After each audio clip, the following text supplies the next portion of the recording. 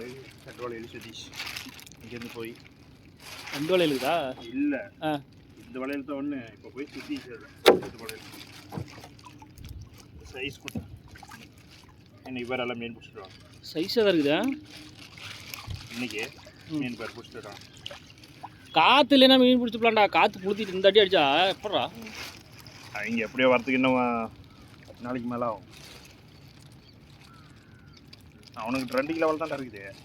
ஆயிரத்தாலையா 2 kilo வலையை வச்சுட்டு அத்தனை மீன் பிடிக்கணும் ஸ்டார்ட் ஆகுதுங்க. அதுதான் எப்படி இருக்குது.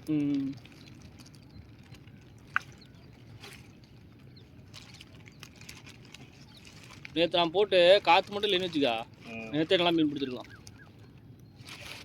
காற்று அதான் கரையை கறந்துச்சு. அங்கேயும் காற்றுல நான் தரத்து ஃபோன் பண்ணா, காற்றுல வாடா மீன் அடிச்சுக்கிதே வளர்ப்பலாம் அப்படின்னா. வாழண்டாப்பா அப்படின்னு.